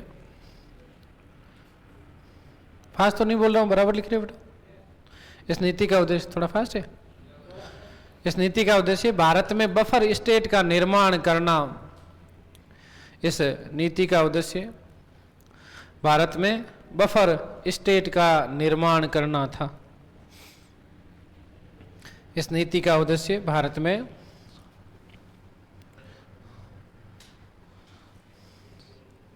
सर जी पावना किसे कहते हैं? पावना बेटा बहुत गजब की चीज है। इस नीति का उद्देश्य भारत में बफर स्टेट का निर्माण करना था। ये आसानी से मिलते नहीं है बेटा, और मिलने के बाद कहीं के नहीं रहते बेचारे। आगे लिखिए। सहायक संधि की शर्तें, सहायक संधि की शर्तें। अच्छा, आप में से कितने लोगों के अपना एसएसटी वाले पेपर में 100 से ऊपर सही है? शाबाश, सबके हाथ खड़े, शाबाश। अच्छा, 90 के आसपास किस किस के सही है? 1 2 3। और 80 के आसपास? मुर्दा कटी तो हाथ खड़ो करो। तो मिला ही नहीं, तो आपको पता तो चल ही जाता ना कि भाई मेरे इतने सही है। और जीके वाले पेपर में कितने प्रश्न थे? तो 80 किसके सही है 100 में से? 70, 60। 60 में एक हाथ खड़ी हो जाए, करो कहीं और है।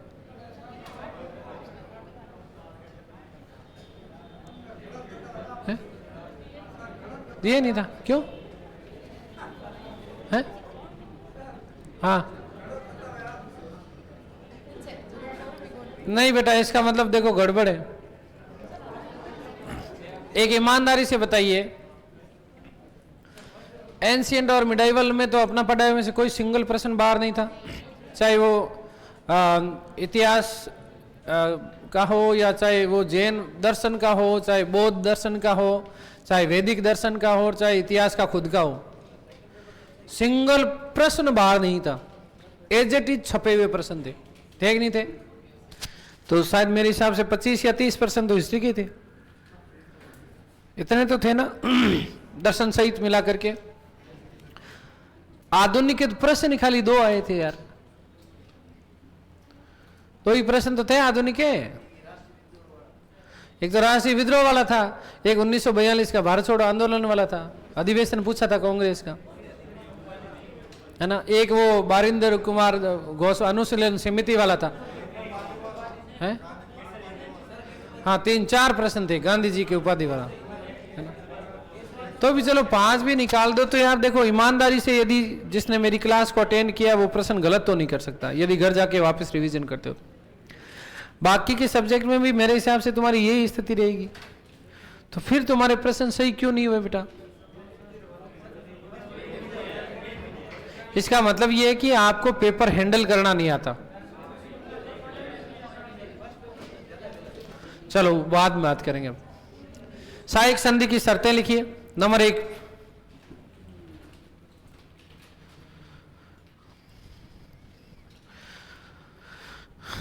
सहायक संधि स्वीकार करने वाली रियासत को, सहायक संधि स्वीकार करने वाली रियासत को, सहायक संधि स्वीकार करने वाली रियासत को अपने यहां,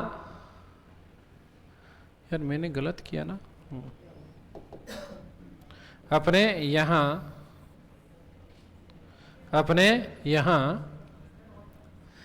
एक, अपने यहां एक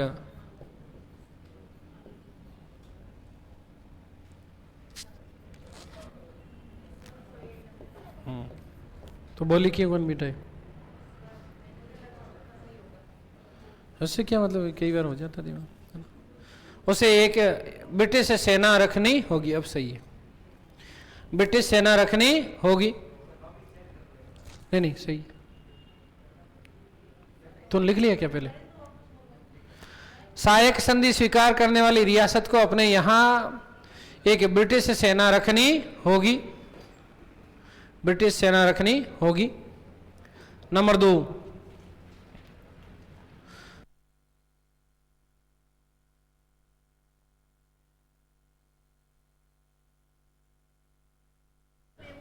है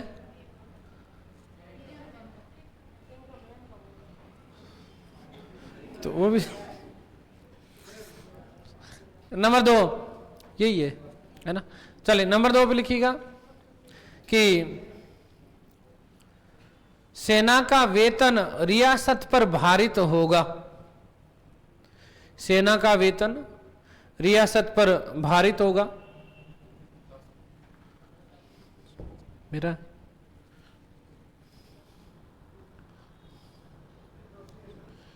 हाँ सही है, पेशवा सिंधिया, हाँ सही बात है। सेना का रियासत सेना का वेतन रियासत पर भारित होगा।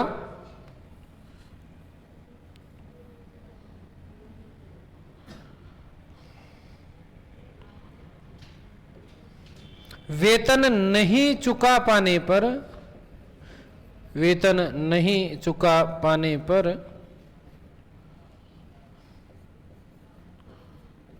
वेतन नहीं चुका पाने पर वेतन नहीं चुका पाने पर रियासत का कुछ हिस्सा, रियासत का कुछ हिस्सा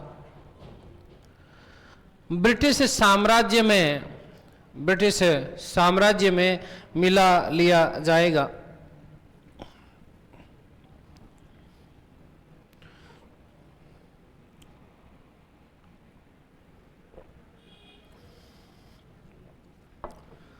सेना का वेतन नहीं चुका पाने की स्थिति में रियासत का कुछ हिस्सा ब्रिटिश साम्राज्य में मिला लिया जाएगा।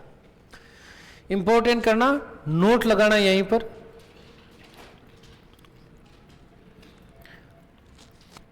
1853 ईस्वी में 1853 ईस्वी में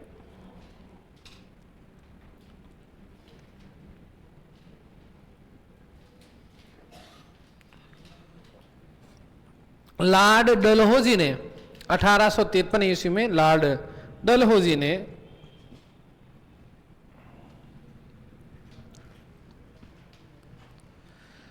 हैदराबाद पर 1853 ईस्वी में लॉर्ड डलहौजी ने हैदराबाद पर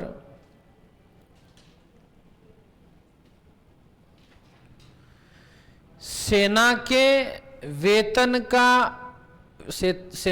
वेतन के बकाया का आरोप लगाकर 1853 में लॉर्ड डलहौजी ने हैदराबाद पर सेना के वेतन का बकाया का आरोप लगाकर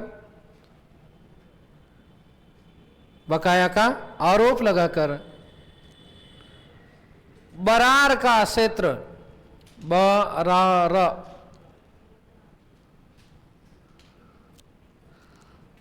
बरार का क्षेत्र छीन लिया, बरार का क्षेत्र छीन लिया। ठीक है। तीसरी शर्त, सहायक संधि स्वीकार करने वाली रियासत को, सहायक संधि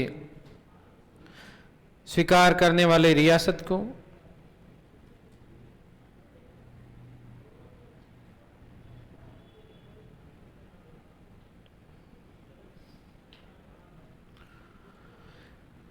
अपने यहां एक ब्रिटिश रेजिडेंट रखना होगा, अपने यहां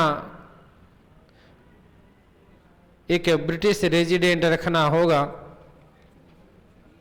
अपने यहां एक ब्रिटिश रेजिडेंट रखना होगा जो रियासत की आंतरिक नीतियों में हस्तक्षेप नहीं करेगा, जो रियासत की आंतरिक नीतियों में हस्तक्षेप नहीं करेगा।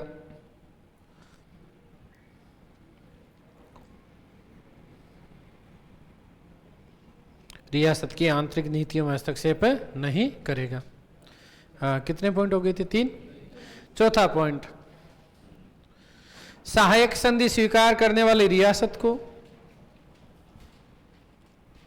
सहायक संधि स्वीकार करने वाली रियासत को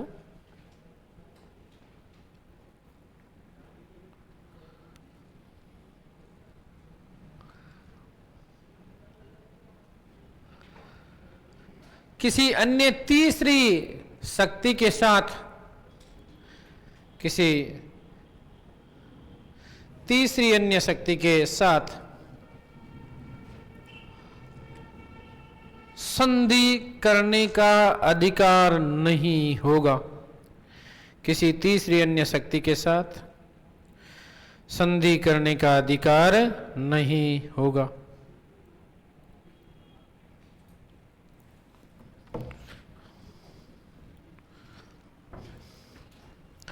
ठीक है, देखो बेटा एक बार वापस देख लीजिएगा। हैदराबाद ने 1798 और 1800 में, मैसूर और तंजौर दोनों ने 1799 में सहायक संधि स्वीकार की थी।